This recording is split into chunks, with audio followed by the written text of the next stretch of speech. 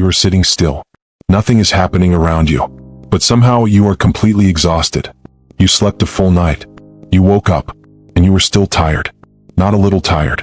Deeply, completely tired. The kind that sleep never seems to reach. You sit down to rest. But your mind immediately opens every tab it has been running all day. The unfinished things. The list. The tasks. The thoughts. All of them arriving the moment you stop moving. The moment you stop, the thoughts come. Your mind never received the signal that says it is safe to stop now. So it keeps running. Even when you are sitting perfectly still. So you pick up your phone. Not for entertainment, but because the scrolling creates just enough noise to silence what is waiting underneath. It is not distraction. It is hiding from your own thoughts. Someone wants to meet. Someone wants to talk. And you cancel. Not because you don't care, but because you have absolutely nothing left to give anyone right now. You walk into a room full of people and immediately feel it. The tension. The unspoken thing nobody else has noticed yet. But you felt it the moment you arrived. So you step in. You smooth it over. You absorb both sides. And you carry that weight home inside you without anyone ever knowing you were doing it. Before you speak, you translate. You take what you actually feel and convert it into a version that won't make anyone uncomfortable. Every single time. And that editing costs something real. Inside your nervous system, the stress response never fully powers down. It runs quietly, constantly, like a machine that was never switched off.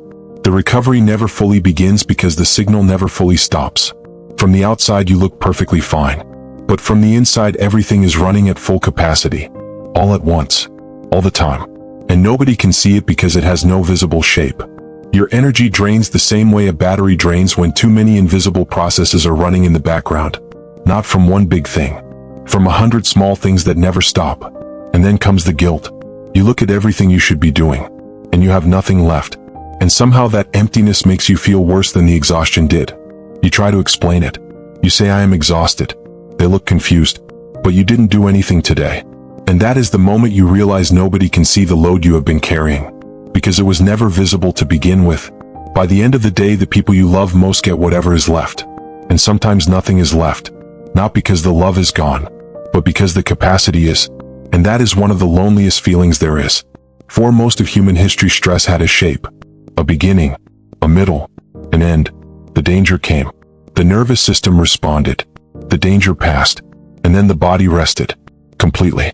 The way it was designed to. But today the danger never ends. It just changes form. Emails. Deadlines. Relationships. News. Uncertainty. All of it arriving simultaneously. All of it demanding something.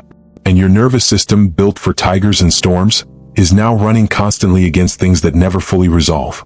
A candle burning at full brightness depletes faster than one burning quietly. Sensitivity is not weakness. It is simply a different rate of consumption. And nobody ever told you that you were allowed to turn the brightness down. The sun sets every night without apologizing for it. Darkness is not failure. It is part of the cycle. Rest is not something you earn after finishing everything. Rest is biological. Rest is necessary. Rest is not the reward. Rest is the requirement. For the first time you recognize it. The invisible work you do is real work. The emotional labor you carry is real labor. And you have been doing it every single day without ever being told it was okay to acknowledge it. For the first time you sit in genuine quiet. Not performing rest. Actually beginning to access it. Something small inside you starts to believe it might actually be safe to stop. You say no. Simply and quietly.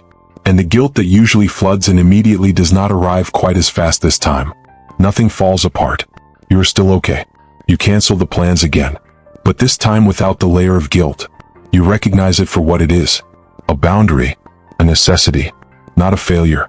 Not a flaw. Just the truth of where you are right now. You sit with something warm in your hands. No thought bubbles. No internal lists. No editing. Just this moment. Just this stillness. Just this quiet you are finally letting yourself be inside of. And for the first time in a long time, the rest actually reaches the place where the exhaustion lives. Not the surface. The deep part. The part that has been waiting for this. You wake up the next morning. Still tired. But slightly less than before. That small difference is not nothing. That is healing beginning to happen. You sit beside someone. Neither of you performing. Neither of you managing the other. Just two people existing together in genuine rest. And it is enough. You look at yourself in the mirror. And for the first time you see the exhaustion differently. It is not evidence that something is wrong with you. It is evidence of how deeply you feel. You stand in open space, arms slightly relaxed, and the stillness does not